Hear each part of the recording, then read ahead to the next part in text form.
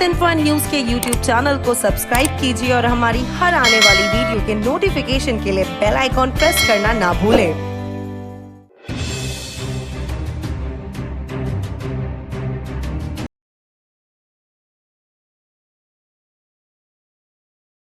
I am Dr. Ankita Baite, infectious disease consultant in New Delhi.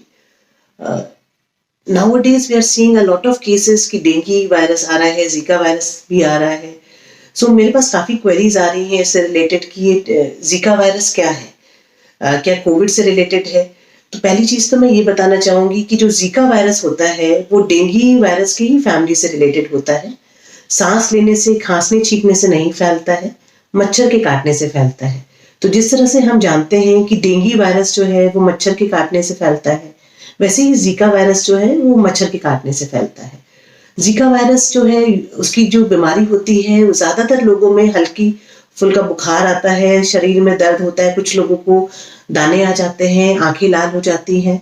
But चिंता की बात तब होती है जीका से रिलेटेड जब हमारा जो जीका वायरस का इन्फेक्शन है वो किसी प्रेग्नेंट लेडी को हो जाए, जो गर्भवती महिला है उसको हो जाए.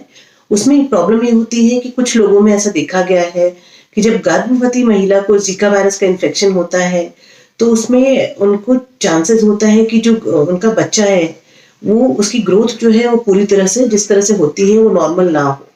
इसीलिए इसका कंसर्न जताया जाता है. साथ ही साथ कुछ केसेस ऐसे होते हैं जीका वायरस के जो देश विदेश से रिपोर्टेड हैं जिसमें कि नसों की प्रॉब्लम आ सकती है. तो इसके अलावा जीका वायरस का जो इन्फेक्शन है अगर हम डेंगू वायरस से कंपेयर करते हैं तो इसमें प्लेटलेट्स की प्रॉब्लम नहीं आती है, ब्लीडिंग की प्रॉब्लम नहीं आती है.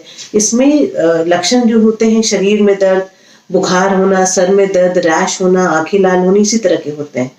अब वही रहते हैं. अगर हम कोविड की बात करें जो अभी कोविड वायरस के एरा में हम हैं, इसके लक्षण जो है इससे हम सब भली भांति परिचय रखते हैं कि जो कोविड का वायरस है उसका भी बुखार होता है, सर्दी जुकाम हो सकता है, सिर में दर्द, बदन दर्द, कभी कभी सांस लेने में परेशानी कुछ लोगों को हो सकती है और स्मेल की प्रॉब्लम या टेस्ट की प्रॉब्लम होती है, जो जीका और डेंगू दोनों में ही नहीं देखने को मिलता है, स्मेल या टेस्ट की प्रॉब्लम.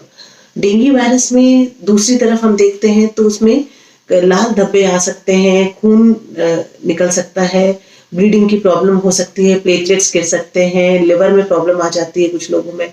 इस बारी डेंगू के कुछ ऐसे रिपोर्ट्स भी आए हैं हमारे सामने, ऐसे पेशेंट्स भी आए हैं जिनके लिवर में काफ़ी सूजन आ गई डेंगू वायरस के इन्फेक्शन के दौरान. तो ये चीज़ें अगर हम ध्यान में रखते हैं तो इसका बचाव हम कैसे कर सकते हैं. तो डेंगू और जीका से बचना है, मच्छरों के काटने से बचें. तो पहली चीज़ ये है कि डेंगू और जीका एक ही तरह के मच्छर, एडीज मच्छर के काटने से होता है. पूरे कपड़े पहने आप, मस्कीटो रेपेलेंट लगा सकते हैं.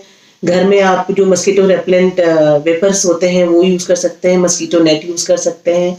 आसपास पानी जमा ना होने दे जहाँ मस्कीटोज जो होते हैं वो ब्रीड करते हैं. कुछ ऐसा है तो लोकल एमसीडी को इन्फॉर्म करें आप. जो कोविड है उसके बचाव की तरीका जो है वो हम सब जानते हैं कि मास्क पहनना है, हैंड सैनिटाइज करना है, सोशल डिस्टेंसिंग का पालन करना है और भीड़ भाड़ की जगह में जाने से बचना है. कोविड की वैक्सीन भी अवेलेबल है हमारे पास, देश में लग रही है, लोगों को पूरी तरह से सुरक्षित है. आप बिल्कुल लगाएं कोविड की वैक्सीन. और डेंगू और जीका से बचाव के लिए मच्छरों के काटने से बचना है.